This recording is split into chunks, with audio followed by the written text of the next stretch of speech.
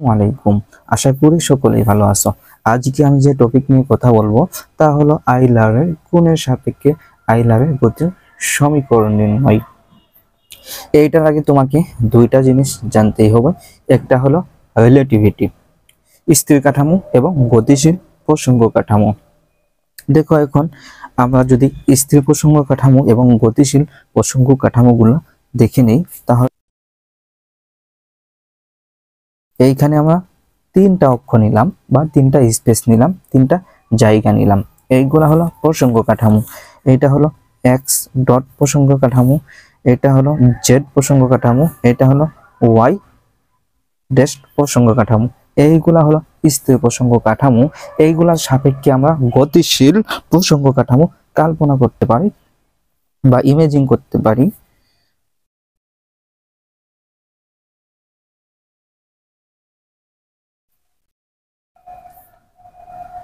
মনে করো এইখানে আমরা গতিশীল প্রসঙ্গ কাঠামো নিয়ে নিলাম। মনে করো এখানে তুমি জেড নিলা, এখানে এক্স নাও, এখানে ওয়াই নাও। যেহেতু আমি এইগুলা এক্স ওয়াই জেড নিয়েছি, এইখানেও কি নিবা তুমি এক্স জেড ওয়াই নিবা। দেখো এইখানে তুমি কিছু বিন্দু নিবা। যদি আমরা গতিশীল প্রসঙ্গ কাঠামো চিন্তা করি, তাহলে এটা হলো এক্স গতিশীল, ওয়াই গতিশীল, জেড অক্ষ কি গতিশীল। এইগুলা হলো গতিশীল প্রসঙ্গ কাঠামো, এইগুলা হলো স্থির কাঠামো। স্থিরের সাপেক্ষে গতিশীল প্রসঙ্গ কাঠামো। এখন তুমি লিখে নাও x prime y prime z prime স্থির প্রসঙ্গ কাঠামো। স্থির। দেখো তাহলে এইখানে x prime y prime z prime এইগুলা হলো স্থির প্রসঙ্গ কাঠামো, এক্স ওয়াই জেড এইগুলা হলো গতিশীল প্রসঙ্গ কাঠামো। আর এইখানে তোমাকে জানতে হবে যে এস এস হলো স্থির স্থানাঙ্ক, এস হলো স্থির স্থানাঙ্ক, এস তে স্পেস বোঝায়, স্থির স্থানাঙ্ক।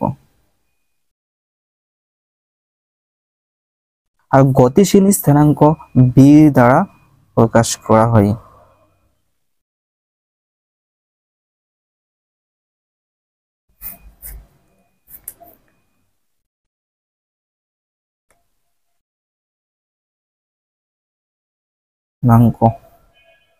দেখো গতিশীল স্থানাঙ্কে যদি তুমি টর্ক প্রয়োগ করো তাহলে কি হয়? টর্ক হলো গতিশীল বল, টর্ক গতিশীল বল প্রয়োগ করো তাহলে কি হয়? এন এর স্থানাঙ্ক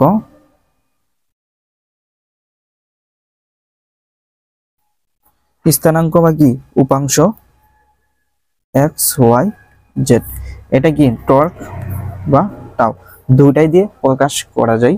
চলো দেখে নেওয়া যাক। দেখো আমরা জানি টাউ সমান সমান ডিএল বাই ডিটি। এখন দেখো এল হলো কৌণিক ভরবেগ, ডিএল বাই ডিটি হলো ভরবেগের পরিবর্তনের হার। এখন দেখো টাউকে আমরা লিখতে পারি এন দিয়ে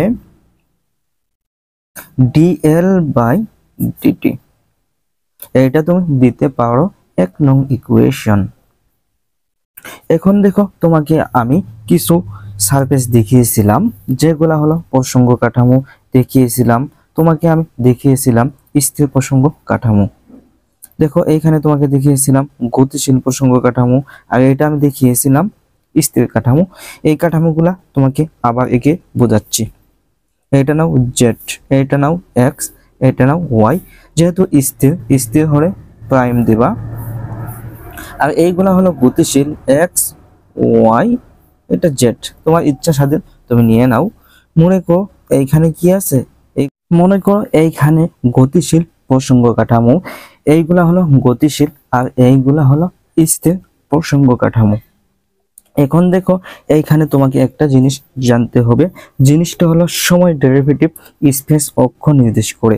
সময় ডেরিভেটিভ, ডেরিভেটিভ হলো আপেক্ষক, আপেক্ষক হলো ডি বাই ডি এক্স, এটা হলো অপারেটর বা অপেক্ষক। সময় ডেরিভেটিভ, যদি সময় ডেরিভেটিভ হয় তাহলে কত হবে? এখানে টি হবে। ডেরিভেটিভ স্পেস অক্ষ নির্দেশ করে। স্পেস মানে জায়গা নির্দেশ করে, যা শুধু জড় সিস্টেমেই ঘটতে পারে, যা শুধু জড় সিস্টেমেই ঘটতে পারে, গতিশীল সিস্টেমে কখনো ঘটতে পারে না। কোনো স্থানাঙ্ক ব্যবস্থায় বস্তুর সাথে আবর্তনকালে দুটি সময় ডেরিভেটিভের সম্পর্ক পাওয়া যায়, দুইটা সময় ডেরিভেটিভের সম্পর্ক পাওয়া যায়। এখন এই কথাটা তুমি লিখে নাও, আমি যেভাবে বললাম এই কথাটা লিখে দিলাম। দেখো হুবহু তুমি আমার মতো তুমি লিখবা। এখন দেখো এই ডেরিভেটিভটা আমরা কেমন ভাবে লিখতে পারি, dl বাই dt। এখানে দেখো গতিশীল প্রসঙ্গ কাঠামো b দিয়ে প্রকাশ করা হয়, b plus omega into l into n। এইটার সাপেক্ষে হলো এই সূত্রটা, এইটা তোমাকে মুখস্থ করতে হবে। একটু যদি তুমি এটা বুঝো তাহলে আশা করি তুমি এটা বুঝবা। আমি যেভাবে তোমাকে বুঝাইলাম সেম ভাবে আমাকে ফলো করো। এইটা দাও 1 নং ইকুয়েশন। দেখো সময় ডেরিভেটিভ বা অপারেটর স্পেস অক্ষ নির্দেশ করে, এইখানে স্পেস অক্ষ নির্দেশ করতেছে, তাহলে কি হবে dl বাই dt। আর বিতে তোমাকে বোঝাইলাম গতিশীল প্রসঙ্গ কাঠামো। দেখো তাহলে এইখানে আমাদের যে টর্কের সাথে এইটা কি হবে, প্লাস হবে বা যুক্ত হবে। দেখো তাহলে এখানে ওমেগা হলো কৌণিক বেগ, সময় অন্তরীকরণ করা হয়েছে। সময় অন্তরীকরণ করলে এমন ভাবে লেখা যায়, এইগুলা তোমরা থার্ড ইয়ারে পড়বা।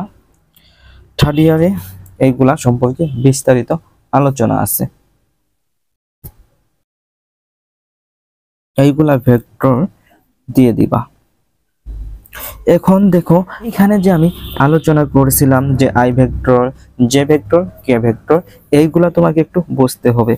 এখন দেখো এইগুলাকে যদি তুমি এল দিয়ে প্রকাশ করো, এইগুলাকে যদি এল দিয়ে প্রকাশ করো তাহলে তুমি কি লিখতে পাও, দেখো এখানে আই, এইখানে আছে জে, এইখানে আছে কে। আর এইগুলা কি নির্দেশ করতেছে, কৌণিক বেগ নির্দেশ করতেছে।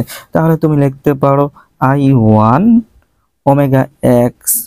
দেখো কোন অক্ষের সাপেক্ষে, এখানে আই অক্ষের সাপেক্ষে, তাহলে তুমি আই ভেক্টরটা দিয়ে দাও। সেম ভাবে কি হবে, I2 হবে, I3 হবে, I4 হবে, চলতেই থাকবে। ওমেগা তাহলে কি হবে, ওয়াই হবে। আর এখানে ভেক্টর চিহ্ন দাও, যে হবে। দেখো যে সাপেক্ষে কি হয়, ওয়াই হয়, দেখছো লিখে নিলাম। আরেকটা কি হবে, I3 হবে, I3 হবে, ওমেগা তাহলে জেড হবে। এইখানে কে একটা ভেক্টর দিয়ে দিবা।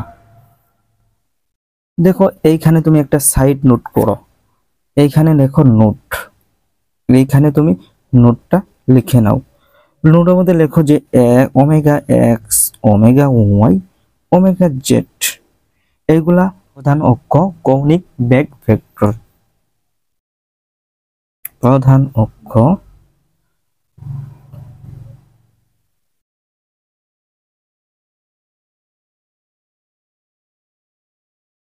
ভেক্টর, এইগুলা তুমি লিখে নাও। তোমাকে যতগুলো বুঝাইলাম এইগুলা একটা স্ক্রিনশট নিয়ে নাও আপাতত। ওকে, ডান। দেখো এইখানে একটা সহজ টেকনিক তোমাকে মনে রাখতে হবে, এটাকে যদি তুমি আরেকবার ডিফারেন্সিয়েশন করো তাহলে কাঙ্ক্ষিত ফলাফল পেয়ে যাব। এইটা দাও তুমি 2 নং ইকুয়েশন, 2 নং ইকুয়েশনকে তুমি আবার ডেরিভেটিভ করো।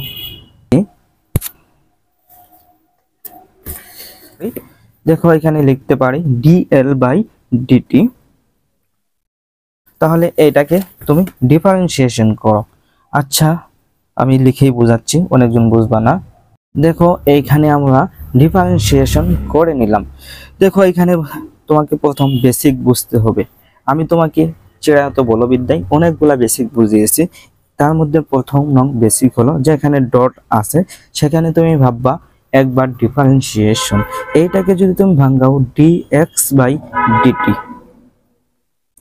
দেখো এইখানে একবার ডিফারেন্সিয়েশন করছি, তাহলে কি হবে, ডিরেক্টলি এইগুলা বসানো যাবে। দেখো দেখো তাহলে এই অনুরূপ ভাবে এইগুলাকে যদি তুমি ডিফারেন্সিয়েশন একবার করো তাহলে প্রত্যেকটি সংখ্যার উপরে ডট চিহ্ন বসিয়ে দিতে পারবা। তাহলে এইটা দাও তুমি, ডট আছে সেখানে তুমি বুঝে নিবা একবার ডিফারেন্সিয়েশন হয়েছে। দেখো তাহলে ডট মানে কি ডিএক্স বাই ডিটি, তোমাকে বলেছিলাম যে একবার ডিফারেন্সিয়েশন। দেখো তাহলে যেখানে ওমেগা আছে সেখানে ডট চিহ্ন দিয়ে দাও, আর এটাকে দাও তুমি 3 নং ইকুয়েশন। দেখো এক্স অক্ষ বরাবর টর্ক, এইখানে যে একটা টর্ক আছে, আমরা টর্কের সূত্রটা যদি লিখি তাহলে কেমনে লেখা যাবে দেখো বোঝাচ্ছে। এইখানে এক্স অক্ষ, তাহলে হবে N x, N vector I. দেখো এইখানে কি এন দিয়ে লেখা যায়, আইতে কি বোঝাচ্ছে, এই অক্ষকে বোঝাচ্ছে। এখন দেখো এই এন সমান সমান টাউ কি লেখা যায়, I1 ওমেগা এক্স, এইটা কি লেখা যায় minus omega into L X. দেখো এইখানে ওমেগা ইন্টু এল এক্স এটা লিখতে পারো। আগে আমার 1 নং লেকচারে এইগুলা সম্পর্কে ডিটেলস আমি বলেছি যে কেমনে আসে। এটা দেখার আগে তোমাকে 1 নং লেকচারে চলে যেতে হবে, সেখানে আমি আইলার কোণ সম্পর্কে আমি বিস্তারিত কথা বলেছি। দেখো তাহলে এইগুলা তোমাকে আমি না বুঝিয়ে আইলার কোণের যে সূত্র এন অক্ষ বরাবর আইলারের যে সূত্র, এই সূত্রটা আমরা জানি, কি জানি বলো তো, I1 omega dot X minus I2 I3 omega Y omega Z. Torque নির্দেশ করতেছে, যদি এক্স অক্ষের দিকে টর্ক নির্দেশ করে তাহলে আইলারের যে কোণ, ওই কোণ সম্পর্কে এই সূত্রটা আমরা জানি। এইগুলো আমি তোমাকে দেখিয়েছি প্রথম লেকচারে। দেখো এন ওয়াই নির্দেশ করলে কি হয়, I2 হবে ওমেগা ডট ওয়াই হবে I3 হবে মাইনাস I1 হবে ওমেগা জেড ওমেগা এক্স। এইগুলো আমি তোমাকে দেখিয়েছি, জাস্ট বলতেছি, একটু প্র্যাকটিস করলেই বাবা। এখানে তাহলে কি হবে, এন জেড হবে, এন জেড হবে, তাহলে কি হবে, এখানে 3 হবে ওমেগা ডট জেড হবে minus I1 minus I2 omega X omega Y. এইগুলো আমি মুখস্থ করি নাই, জাস্ট ওইখানে যে তোমাকে আমি বুঝিয়েছিলাম ওই আলোকে আমি এগুলা লিখে নিলাম। দেখো এইগুলা নির্দিষ্ট বিন্দুর সাপেক্ষে কোন দৃঢ় বস্তুর গতির জন্য আইলার সমীকরণ। দেখো এইগুলো আমি তোমাকে যে লেকচারে বুঝিয়েছিলাম, দেখো এখানে এই যে প্রথম যে লেকচারটা ছিল এখানে আমি এগুলা বুঝিয়েছিলাম। আশা করি এই লেকচারটা তোমরা সকলেই দেখবা। যে দেখো এখানে মূল বেসিক থেকে আমি বুঝাইছি যে দৃঢ় বস্তু কেমনে টর্ক মুক্ত হয়। দেখো এই সূত্রগুলা প্রত্যেক অঙ্কের আগে তাও ধরছিলাম। আশা করি এই লেকচারটা দেখবা, তাহলে তুমি ইজিলি বুঝতে পারবা।